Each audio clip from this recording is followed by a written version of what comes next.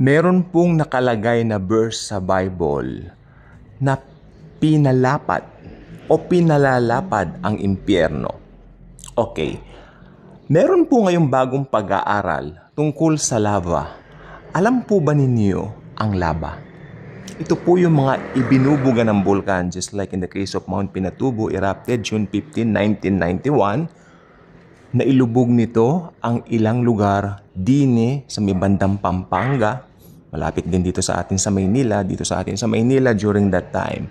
Marami mga ashes, mga ash falls coming from Pampanga. Pumunta rito sa Maynila. Would you believe that? Alam po ba ninyo na napakainit ng ibinubuga ng bulkan? Napakainit. Grabe. Okay. At naisip po ba ninyo ang mga scientists?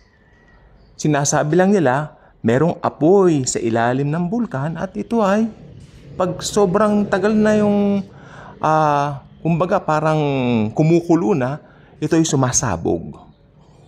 Di po ba? Ngayon nagbubuga ito ng lava, nagbubuga ng ashes, kung saan-saan napupunta, especially sa mga karatig na places nito. At meron tayong napag-aralan ng mga nakaraan. Sabi ko po, may 3 uri ng impyerno. Meron tayong Hades, Tartarus, at yung Gehenna. Isa-isahin nating mabuti. Ang mahalaga, makinig po tayong mabuti para doon sa mga kokontra, I will suggest na itong video, i-play na lang po ninyo ulit. Sapagkat hindi ko po ugali yung nagpapaliwanag dito. Sapagkat sometimes in doing so, meron naman talagang sarado na yung isip. And masasayang lang yung pagtatype ko. Ito nga po pinagaan na ng Panginoon. May video na nga po, i-play na lang po ninyo ulit. And I'm praying that the Lord Himself will touch your hearts na maniwala dito sa mensahe ng video na ito. Okay? So, meron pong 3 uri ng impyerno. Ito ang Hades. Okay? Tapos, susunod dito yung Tartarus. Mga devils and demons nandidiyan yung iba. Mga nagrebelde sa Diyos. Diba? Sumama kay Lucifer na later on naging Satan. Tapos, merong, eto na po, Gehenna. Yes, Gehenna, isang futuristic na tatapunan ng maraming tao. Yes, on a literal basis, so sad, yes. Pero ngayon, wala pang tao sa Gehenna. Pinag-aralan na po natin ito sa mga nagdaang videos natin, vlogs. Ngayon, may gusto po akong sabihin sa inyo regarding Hades. I think I already did some video. I already made a video regarding this last year. Pero pinaliwanag ko lang po siya ng dire-diretso. Parang I think isang topic siya tapos biglang sumingit lang yon. So, hindi po ako nakapagbigay ng mga kaukulang verses o mga talata sa inyo. But this time, I would like to make a vlog na yan lang ang topic. Ito po. Again, 3. Pakisulat po kung meron kayong mga ballpen. Okay, i-type niyo sa mga cellphones niyo, i-save na lang po ninyo sa mga memories, no? Ito po yung 3 uri ng impyerno. Hades, Tartarus, at Gehenna. Okay, I hope nakuha po nating mabuti, no? Pumunta po tayo sa Hades. Ito po yung sinasabi ko po sa inyo. Maraming nag-comment noon dito na dala ng hindi nila maunawaan. Actually, yung iba upset, nagagalit. Sabi ko, ba't sila magagalit Mas maganda pag-aralang mabuti, hindi ba? Okay, Hades. Ang Panginoong Hesukristo po, nung siya ay namatay sa cross, nagtataka ba kayo saan siya pumunta? May pinuntahan si Jesus. Okay. Siya po ay pumunta sa prison na tinatawag. O yan. Prison ang binanggit ng NLT. Bago po ako mag-record kanina, naghahanap ako dito sa apps ko. Meron akong YouVersion na Bible dito sa cellphone. At talagang maganda yung YouVersion sapagkat lahat ng mga versions nandito na. Napili ko ang NLT sapagkat nare-represent talaga nito yung diwa ng gustong sabihin ng talata. Okay. 1 Peter chapter 3 verses 19 and 20. Would you take down please? Take this down please, no? Pakisulat. 1 Peter chapter 3 verses 19 to 20. So he went and preached to the spirits in prison, those who disobeyed God long ago, when God waited patiently while Noah was building his boat. Only 8 people were saved from the drowning in that terrible flood. Hindi naman natin topic dito yung flood ni Noah. Pero makikita po natin yung diwa nito even doon sa mga unsaved people. Alam niyo yung mga disobedient, those who are laughing while Noah was building the ark. In fact, 100 years po niyang ginawa yung ark na yon. Nagbigay ang Diyos ng tsansa sa mga tao na magsisi, pero tinatawanan, tinutuya, binubuli nila si Noah. Ito po yung mga taong yun na namatay sa flood. Sila po yun. Pinuntahan po sila ni Jesus. Makinig pong mabuti. Okay. Ganito po ngayon yan. Ito na po tayo. Sana makinig pong mabuti kasi yung iba kung ano nang sinasabi sa akin, even kung magbasa ka ng Biblia, may mga pagganon-ganon sila. Okay, now may talata tayong binasa ko, ano? Makinig pong mabuti. Nung Old Testament times, ito na po, ang pinupuntahan ng mga saved at mga unsaved ay halos magkadikit lang or magkalapit laang. Makikita po natin doon sa parabola o parable ni Jesus kay Lazarus at doon sa mayaman. Hindi ba halos they can talk to each other? No? Ayan nung araw eh. Pero alam po ba ninyo, again, uulitin ko, ang pinupuntahan ng kaluluwa ng mga unsaved at mga saved during that time ay halos magkalapit lang. Nandoon sila sa tinatawag na pit. O yan. Pit. Pit yun. Maski yung mga saved, nasa pit.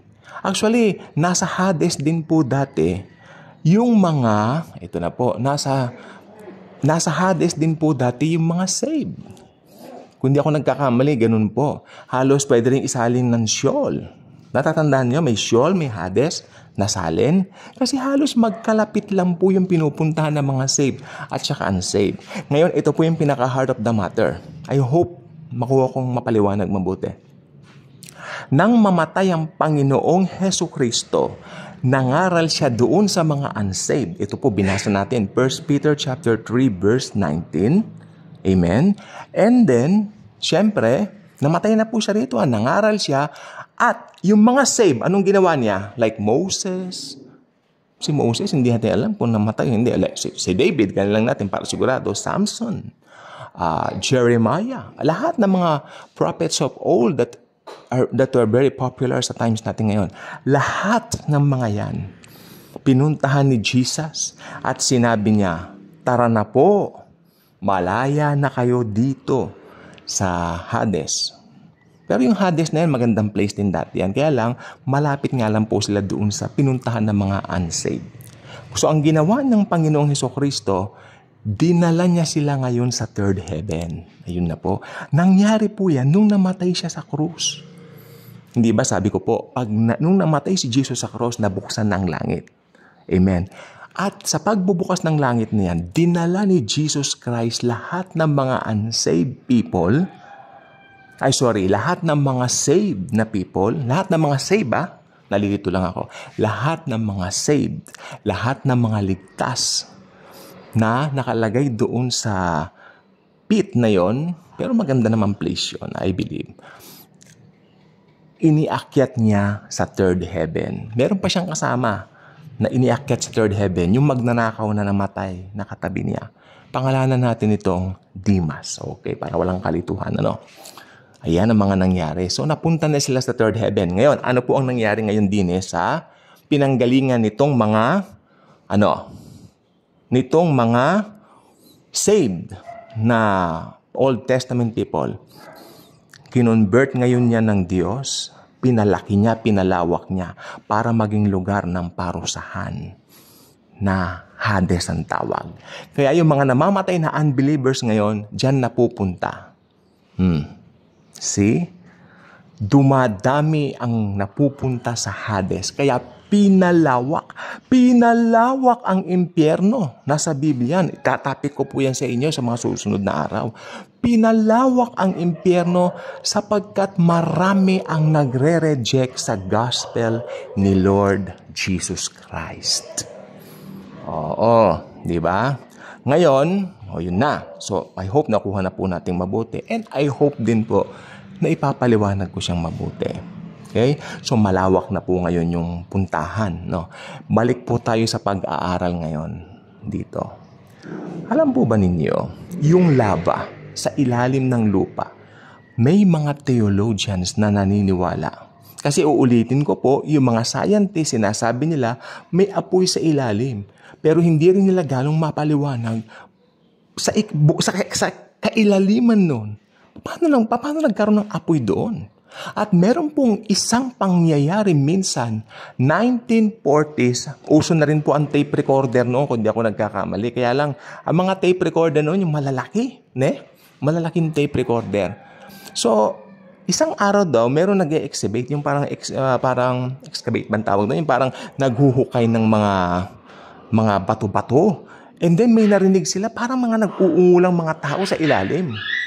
Until, sabi niya, tama, meron akong tape recorder dito. Maingay po yung aso. Meron akong tape recorder dito. Ang ginawa nila, inihulog nila yung mic para makuha nila yung sound. Talagang nakakatakot po at makikita niyo po sa YouTube yan. Nandoon po yung mga ungulan ng mga tao sa ilalim ng lupa. Kaya yung theory ng maraming theologians, including me, naniniwala po ko, ang impyerno nasa ilalim, sa kailaliman ng lupa. Maniwala po kayo sa akin. At ang nangyari po lately, mga scientists po ang nagsasabi, parang pag nag-uumpugan na raw yung mga bato sa ilalim, nakikita nila parang nagkakaroon ng expansion yung isang maapoy na lugar sa ilalim. Ayan po yung sinabi ko kanina, nasa Bible yan, pinalalawak ng Diyos ang impyerno dahil marami ang nagre-reject sa gospel ni Jesus. At pinaniniwalaan po ng mga theologians, yung ini-expand na yon ay yun ang Gehenna. Yan ang pagtatapunan sa mga kaluluwa na nag-reject sa gospel ni Lord Jesus Christ. Ngayon. So, lahat po ng yan, nasa Bible. Nakakatuwa po, makinig po kayong mabuti, napaka-importante nito. Sa makabagong mga inbensyon natin ngayon, nagmamatch po sa sinasabi ng Biblia. Ako ay nangingilabot habang ginagawa ko ang video ito. Ako ay nangingilabot. Kaya kung magko-comment din lang kayo ng walang katuturan, wag na lang po kayong mag-comment. Sana gandahan na lang ninyo yung comment nyo. Kasi isa po itong totoong bagay. Hindi po ito made up. Nadidiscover na po ng mga scientists tulad nung naniniwala dati flat ang mundo pero bilog pala ang mundo. Sinabi ng Bible, di ba? At sa balantok na ito ay aking isinabit. Sinabit ko sa balantok ang mundo. Ibig sabihin, bilog ang mundo. Isinabit mong bilog, balantok So totoo po ang sinasabi ng Biblia. Yung mga gamit natin ng mga makabago ngayon, ang nagpapatunay nga mismo na totoo ang banal na aklat, ang banal na kasulatan, ang Biblia. Kaya, nagtataka yung ibang mga scientists, bakit sa ilalim may apoy, maapoy daw. At ang naniniwala yung mga scientists, sabi niya gano'n, at sa ilalim niyan, naniniwala tayo na hindi natin pwedeng silipin kasi napakalawak ng apoy na yan. Maapoy, mainit talaga. Yun yung Gehenna, sabi ng mga theologians. And I agree with them. Pinalalawak ng Diyos ang bunganga. Yan ang eksaktong term na ginamit ng Biblia. Pinalalawak niya ang bunganga ng impyerno. Yeah? Ngayon, ang nangyari ngayon, So, pag namamatay ngayon ng mga believers, diretso po ang mga believers, ang mga born-again Christians sa third heaven. Wala na po yung pupunta ka ng Hades and all that. Kaya nagkaroon ng kalituhan. Okay, punta po tayo ngayon sa mga... Ano ang nasa Hades? Yung mga nasa Hades po ngayon, ito yung mga namamatay ngayon na unsaved. Yung mga hindi born-again Christians. Yung mga hindi tumanggap sa gospel at ebanghelyo ng Panginoong Jesus. Sabi ng Bible sa Hebrews, pag namatay ang tao, agad-agad ang paghuhukom. Judgment. Amen? Didire-diretso na po siya doon sa Hades. Bakit siya dadalhin mo na sa Hades? Sa Hades siya maghihintay ng araw ng paghuhukom. Yan ang sabi ng Biblia. Tartarus, ano yon? Sinabi ko na kanina, nandyan yung mga fallen angels. Those angels na nakirebelde kay Satanas. Okay, Gehenna. Ito po. Naniniwala po ang maraming theologians, yan ang Gehenna. Yung pinalalagyan ng mga lava pag pumuputok ang bulkan. Napakainit niyan. Na-imagine niyo po yan? Alam niyo po ba, bago itapon sa impyerno, ang mga unsaved souls, yung mga unbelievers, bubuhayin po sila, magkakaroon sila ng katawan na parang buhay na buhay at itatapon sila doon. At sabi ng Bible, at sila'y pahihirapan doon magpasawalang walang hanggan, walang katapusang pahirap. 24 hours. Wala na pong ano yun. Dire-diretso po yun for all eternity. Meron kang laman. Meron kang, because of not saying yes to Jesus. Simple lang naman.